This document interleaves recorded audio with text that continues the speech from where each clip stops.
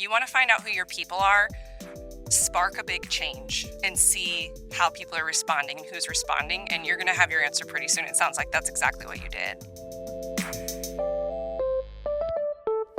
I'm so excited to talk to you today. For the listener who pulled up a chair and is checking out this episode, who are you? What do you do? Yeah, what a profound question, right? Why is Lucy? Yeah, who are you? Yeah. I'm Lucy Lantis. I'm an organizational facilitator, which means I work with companies, organizations, teams who are mission-centered to help them connect deeper to their culture and to each other, their coworkers, to create places where people actually want to stay in their job. Okay. And you're doing this in Omaha? Primarily, yes. Primarily, okay. Very local, trying to expand a little more to the Lincoln area. Couple things out of state here and there, but I really rep hard for the Omaha community, and I love Nebraska. You from here? Not originally, but I feel like I am. I'm originally an Iowan. Oh, no. Oh, please. That's okay. You converted? Yeah, I suppose. Not like Council Bluffs, Iowa. But okay. Where in Iowa are you from? Spencer, Iowa, which is like the Lake Okoboji area. I go just there last week. Okay. Yeah. So you get it. I get it. Why I'm pretty proud. Yeah. Iowa's, it's actually a very beautiful state. It is. I have to gorgeous. say actually, because Nebraska's like, it's not a, no, Iowa's fine. Yeah. Iowa's great. And we do love Iowa here. But you came over to Nebraska. You're working with people predominantly in Nebraska, not Iowa. Just saying. Yeah, I mean, it's a fact. It's a fact. It's about 10 years I've been here, and this is home for sure. Okay, very Love cool. it What brought you dearly. here? Originally, Creighton University, Okay. when I did my undergrad here, and I'm one of 5 siblings. And 3 of us were at Creighton at the same time, and so eventually my parents moved here. I moved away. I traveled a ton, and there was just like the pull to get back to family. And so that's originally what brought me. And I didn't know if it would be like a pit stop just to like fill up my cup with family time or if I'd keep moving. And I fell in love with Omaha. I love locally just what's going on. There's so much to offer. And I think this is where we will be. Okay, so you went to Creighton and then you stuck around. What happened after you graduated? What'd you do? I went to India for a post-grad semester immediately. As everyone does. Totally, Yep. just on a whim, right after I graduated and taught there. Whoa. And then from there, I moved to Denver for a year. And then Where in from Denver? there, hold on, let me give you the timeline. Hold on to your boots. From there, I moved to Australia for the year. Okay, and normal then- again. Normal. And then after that, I moved to Chicago, or a suburb of Chicago. And then eventually was feeling the pull after being away for so long to get back to my roots. And so have been in Omaha for the last 10 years. So Outside of India, which I've not had a desire yet to visit, you've lived basically the life I wanted to live. That's like amazing. I didn't, maybe not so much Australia. Australia is awesome. Shout out. But New Zealand, spent about a month there. Did you ever visit? Oh, you did? Yeah. Oh, what were you doing? Just fun. Lord of the Rings things, Oh, as people cool. do. Yeah. No, believe it or not, never made it over to New Zealand while I was there. I know. We did so much Australian travel and we did some Southeast Asia, Okay. Yeah. Malaysia, Thailand, but never to New Zealand. I feel like that's a trip of its own. You know, there's so much to see. Okay. So, well, then how did you, there's a lot of teaching in there. Obviously, you're probably a pretty good communicator with people and probably carries through to what you do now. Tell me about the start of your career. How did you get plugged into Omaha? What does really all that look like? Yeah, it's such an insightful question because it's like there's these threads along the way that I think you retroactively understand more once you look back, right? And so I got into international higher education. And so that kind of fed and fostered this desire to, be surrounded by people who were different from me and to be immersed in different types of culture and learn from people. And that was really, I didn't know it at the time, but like the seed that was planting this passion for culture. And it eventually became not just about like international or ethnic culture, but it was realizing that culture happens every time people gather. And so as I got into different workplaces, I started to see these unique personality or cultures happening, usually not intentionally, just like it just happened by default. And oftentimes things weren't great. And so I noticed these patterns and started getting really fascinated by culture within the workplace and what makes a good culture and what makes a toxic one. And as I continued being in all these different workplaces, I started to try and do something about it in the existing roles that I was in. And there wasn't always space for that. And so I was finding that the things that were lighting me up the most and what I was best at, which is like convening people, asking great questions, uncovering what's underneath the surface stuff, all the interpersonal kind of dynamics. That was what was giving me the most life. And it wasn't like a part of my job or even other duties as assigned. And so when I tried to make space for adding those things into my role, it was kind of like, there's not really a need for that. And there was a need for that. I knew it in my bones. And that's like what set me on this trajectory to believe this is what I'm supposed to be doing. This is my professional calling, maybe even personal calling. And I created my own business and I started off, it was a side hustle while I kept these roles to like figure out what is my niche? Where am I going?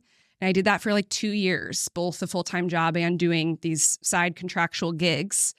And then eventually it was like, okay, I'm ready to take off and launch. And so I've been in business for 5 years total, 3 full-time. And it's like, I don't feel like I'm working ever. It's so much fun. It's what I'm supposed to be doing. Well, congrats. They say, I don't know, but a very small percentage of startups make it past year 5. I know, the year 5. It's like, well, check back in year 6 with me, man. Yeah. Right? Like it's shut down. No, it's still around. I'm sure you'll be doing great. A couple quick questions, though. This is a new segment that we're going to add in here. Officially starting today. We'll see if it keeps coming back for future episodes. Let's do it. What gives you the gall? That's what I want to call it. So there's, in my opinion, something's got to be a little wrong with a founder. Definitely more like a CEO of someone who inherits a business is very different than someone who's building a business. Building a business is hard, and all the data says the majority of people fail. Yeah. Obviously, you're on year 5 and you haven't yet, but that initial first year, now you did say you started more part-time, but for a lot of, like for me, it's just the confidence in the service and the need and seeing, hey, you know what? I think I've got the ability to be that minority of people that are going to make it because of this skill set. What was it about, whether it was the people you were working with, what gave you the confidence to believe in yourself enough to know, I'm going to make this jump and we're going to do this? Such a good question. And I think I don't have a clear-cut answer, but I knew my light was being dimmed in what I was doing. I could physically feel that, emotionally feel that. And that for some people works. You know, they show up, they clock in, they do a job, they get a paycheck. That's good. I've never been someone wired that way. I'm very much a go-getter, an achiever, a doer. I want to make change. Those things excite me and they get me out of bed. And so that just wasn't cutting it for me. And so I think there's like 2-part. I think there's a pragmatic thing where I knew I wouldn't make the leap until the numbers made sense. And that was a time of having to have patience to at least earn what I was earning and to feel like, okay, I can actually replicate what I'm earning or more. And 2, there is courage involved, you know, like making that leap when there isn't 100% guarantee on the other side. That is not something that everyone can do. And I know that that's something where you have to be a little comfortable with risk, with unknown, and really trusting yourself. And I think that might be the core thing there, was like, I trusted that even if this didn't work out how I hoped, I would pick myself back up and I would find something else that was the right calling or the right fit. And so I think that is what has carried me on, is that deep abiding trust in no matter what, I'm going to be okay. And that stayed with me throughout the ups and downs of owning a business. Because even in the last 5 years, yes, I've technically made it by being able to keep doing this. But damn, there are quarters where I'm like, is this going to work? Like you get that panic. And I've learned enough now about the patterns and the ebbs and flows of seasonally when things are slow and when things are busy. And it's like trusting those patterns and knowing that they're probably going to continue. But that took a while to get to that kind of faith place, because in the beginning, you just want to like jump ship, search for jobs. It's like backup plans. And that I think is a really tempting escape hatch, which has now been tempered for me year 5. That doesn't really feel like the natural thing I do when things are slow. When I started my business, I was very confident in my marketing and sales ability and thought by knowing a decent amount about those 2 areas that this business would be pretty smooth sailing, right? A little overconfident. And in our 3 years, I have learned a ton of lessons. So for you, in 5 years, what's one area? Tell everyone, if you want to really learn where you suck at, like different areas you suck in life, start a business. It's so true. Is there one thing that sticks out for you? The big lesson in 5 years of like, I either need to outsource this or work on it or just drop it all together. 1,000%. And there's not one thing. There's a million things. It's like you said, like we all have gifts, and those gifts can't be the thing that carries you through. You have to have support. You have to have people with different gifts. And so I think 2 things. I think one is the mindset work of what we were just talking about, like trusting the process, having people that you are surrounded with who are also in business in a different way, who can validate the seasons, the ebbs and flows, and help you to have like this, okay, we got to hang on, have a little hope, because it's a shared experience. Every entrepreneur, I mean, it's why Brandon and I connected so deeply when we met. It's like, oh, he gets me and he gets what I'm going through. And so when you start finding those people who are on the journey together, it makes it so much less isolating. So that's huge. And then second, it's like figure out, what am I just genuinely not good at or don't enjoy, or both, and get rid of it. And for me, I mean, it might not be a shock, but because I'm a communicator, I'm an interpersonal relationship person, all the other left-sided brain stuff, no way. Like my accounting, just like all the numbers, all of the keeping up with the analytics of what's going on behind the scenes, not my jam. And so when I started outsourcing some of these things, they'd ask me like basic questions that I'm sure every business owner should know. And I'd be like, no clue, like no idea what the stats are. And they're like, oh, this is really important. And so I'm like, but I'll pay you to do it. Yeah. And that is way more worth it than me, one, trying to spin my wheels and waste a ton of time, but then also like feel like shit about myself, you know, be like, I'm dumb, I'm not getting this. It's like, that's a hit, and that impacts you in different ways. Oh, totally. Do you relate? Oh, too well. With this whole mission-centered organizations, everything you just said 5 years ago, I would have, in my brain, I said, oh, okay, and thought of as HR crap. That's what I would have thought of. Like, I always thought team building events were dumb, and I'd be fun, but I didn't want to be forced into a situation of having fun. And as more of a sales guy, lone wolf kind of style, I want to always beat to my own drum, and very much so undervalued until really about 6 months ago. The importance of being able to articulate your mission well and making sure everyone on your team is aligned and on the same mission. If you don't, you have a crap culture. And it's not just about the culture. For any business owner that thinks, oh, okay, that's fluff, it does have an impact on your ROI. It's expensive when people churn out. Absolutely. And they're probably not putting in a great service or product. It just impacts your client experience. So Can I pause you really quick? Because you're saying some really great things. What sparked that realization for you? Like, what was that aha moment? Like, oh, this stuff really matters. It's not just HR jargon. Yeah, because our top performers, I really do believe here, some of the best, and the people that were our bottom performers just viewed this as an 8 to 5. And I wanted to see what that disconnect was, what caused, I knew what the mission was. I would articulate the mission. This is what got me at the end of the day. I had someone, this podcast is not my show, but no, this is interesting. I had someone from a large firm, from a big city, say, we won't work with Pod Pony because they're a podunk company from Omaha. And that, my competitive juices got going, said, podunk pony, let's lean into that. And it got a fire going for me. And a third of the team got that same fire to say, let's show them the kind of talent. 60% of the team said, whatever, who cares? Like, if that doesn't fire you, that moment, if that doesn't fire you up, we're not on the same mission. Totally. And I articulated that, and a lot of those people, we just decided they didn't really want to be here. I'm like, this culture, what we're building, that competitive to desire to want to be the best in this space, if you don't have that, there's other places out there. And it didn't lead to me firing everyone, but found different career homes for people. Yeah. But it also allowed us to thoroughly pick through a lot of different candidates that applied to backfill those roles. People that were able to say, yeah, that actually, I hear that. And we hired a lot of people that are in Omaha.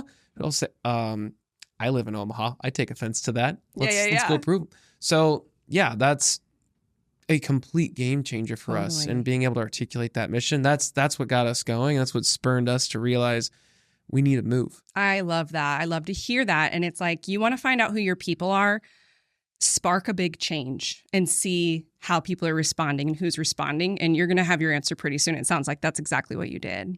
Oh yeah. I mean, it's been a game changer. What we've been able to do, and hot take, we also realize that the creative process, you need people in office, which is Monday through Friday, 8 to 5, very counter to what most people are doing. We all need to move as a unit. And that turned away a lot of people. Yeah. And that's okay. It's like, these are things that aren't right or wrong. It's finding who it's a fit for.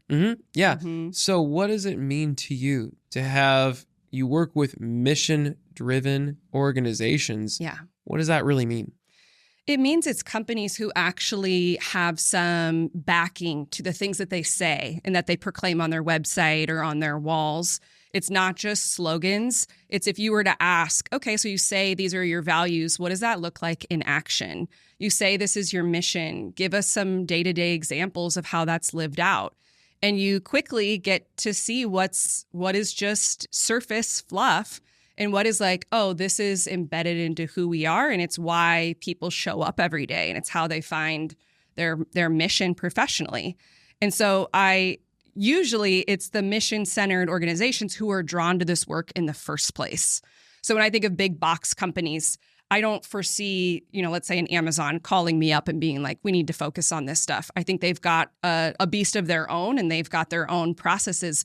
But when you take these like smaller companies who are 150 people in an organization, and their mission is something really, really near and dear to their heart, and there's a story behind it. They care so much, not only about the company and what they're doing, but they care about the experience of the people in it. And like you're saying, they want the right people. And if they don't have the right people, they're willing to let them go, even if they are high performers. If they're cramping the culture or making it not feel like what they set out to be, they're okay with saying, okay, it's time to move on. And like, that's the vibe. That's the energy I want to work with, is they're willing to do what they have to do to get it right. And sometimes that means losing people. Yeah, a lot of humility. Yeah. I mean, if you work with someone, I assume, if you walk in and there's someone, you probably can tell out the gate if there's a lot of ego and unwilling to change. Do you work with those people? Oh my gosh. And B, how do you, if you take someone like that on, how do you help people get themselves out of the way? That's so good. And this is maybe one of my biggest learnings or lessons, to like circle back on that question, was early on when you are taking on new clients and kind of finding your niche and your way. People may seem like the right fit to work with you in the beginning, but as time goes on, you quickly learn, oh, maybe you were not a fit. And that was a really hard lesson when I started working with a CEO who, like you said, tons of ego. There was nothing that this person was willing to work on personally. They kind of outsourced it to, it's the team's problem, a lot of blame. And like you said, you can pick up on these things pretty early where they're bringing you in to like fix a problem that's unrelated to them. That mentality within itself, it's just not going to work, the kind of work that we have to do, because it has to be at every level and it has to be collaborative. And so I'm immediately thinking, oh, well, this is the actual problem, right? And so how do you work with the person who's the problem to create a new environment? Well, you can't. And so that was my very first time letting go of a big contract that I had signed and me getting out of it. And that was so hard, like sleepless nights, hard, because I had to stay true to my professional mission and integrity, and knowing what is something that is that we can actually work to solve together. And then where would I just be collecting a paycheck and really not making any meaningful change, and then making those hard choices. And Omaha's a small place, like wanting to maintain solid relationships and reputation. And those were all of these factors I had to weigh. And I got through that experience, and I had so many aha moments. And I just vowed, to always go that path, but maybe a little bit sooner. Like, I think it took me a little bit longer to get there and have the courage to back out of a contract that was so big because it wasn't a fit. And so that was one of the hard things. And I've learned so much since then. So explain to me the process then. If you're working with a new organization and I were to reach out and say, there's clearly a disconnect, something's wrong, like we have this mission, but here's our problem. What does that look like? How do people work with you? Yeah, and that's what I think is so unique in the way that I work is it looks different for every single company based on their needs. And so sometimes people are reaching out saying there's an actual problem. Sometimes they're saying we have just hired a lot of new people, so we're really disconnected. We just need alignment. Sometimes it's like we've all worked together for so long. We need like a revamp to like reinvigorate our team spirit. It's like there's a million different reasons why. And so the most important part is for me to invest a lot of time on that front end, really digging into what are the issues, what are the objectives and outcomes that they're looking for, and kind of doing this diagnosis of what I think is the right fit for them. Sure. For some people, it's like we need to work together at minimum a year, where I come in every single month and I do a 2-hour workshop with a select team. And then maybe it's moving into combining 2 teams. It varies. And then there's some folks who are like, we just need an annual retreat built for us. We are looking to reconnect to our mission. We are a distributed company where we have most of our folks headquartered here in Omaha, but people work all over the country. We get together once a year. And that's such a fun opportunity to build something where people actually get to know the folks they work with on Zoom day in and day out. And that's like a huge culture building opportunity for those types of teams. Totally. So it varies. And I think that's what's great is it's not cookie cutter. There's a lot of consulting firms where, you're going to get exactly this template. That's what I love is like figuring out together what they need and then moving from there and customizing it. Well, last question. It's a bit of a doozy here. You did say you wanted to freestyle. Okay, let's improv. We'll see if you do this. You're doing a lot of great work in your life and work. And if you were to, when it's all said and done, if you had a cassette, a CD that has a song for every area of your life, and you got to pick the song that you would hope would best exude the work you did in your career, what song would you go with? You know what? Just straight out the gates, I'm going to say Ace of Base, The Sign. Never heard it. Oh my, you claim you're a millennial, man. This is like classic 90s. Okay, in a moment, we're going to put this on for everyone because y'all probably don't know it either. Yep. And it's basically about recognizing the sign, like the thing that is your aha moment. And I think for me throughout life, I've had little signs or glimmers of like, you're on the right path, or, just kind of those like universe winks of like, this is where you're meant to be. And I think that has been something that has been grounding for me, is to notice those moments where it's like you are in the right place and this feels right. And so to just keep looking for signs. Heck yeah. Well, awesome. Lucy, for the folks who are listening to this today, the person who's on their commute and they thought this was interesting and they want to follow you, they want to see what else you're doing. Well, one, what else you got going on? And number two, where can people follow you? Yeah, thank you. So you can find me on LinkedIn is where I'm most active. I'd love if you subscribe to my weekly newsletter. I share a lot of stories. I call it workplace wisdom, of just the normal stuff that goes on in workplaces and, how I'm navigating it and how leaders are navigating it. And you can go to my website, www.inwardinquiry.com. And what I have going on is I'm doing a lot of workshops towards the end of the year. I find that Mid-year, summer is when organizations kind of hit that lull and people are like taking vacations and checking out, and that's normal. And I think, again, back to the point of rest and momentum can go hand in hand. It's so good to keep the steam going as we approach the second half of the year in order to finish strong. And so whether that means convening your team just for like a mid-year check-in or towards the end of the year doing some type of intention and goal setting work for the next year, I would love to get into your organization and see what your needs are and offer some type of workshop. Awesome. Well, Lucy, thank you so much for taking time to be on the Biztape today. Had an awesome conversation. I enjoyed it. And to the listener, pulled up a chair, you're mowing the lawn, whatever you're doing, your commute. Either way, you chose to listen to this today, so thank you. You should hit subscribe. I don't know who we're going to talk to next, but I know it's going to be awesome. And I also know you're not going to want to miss it. See you next time.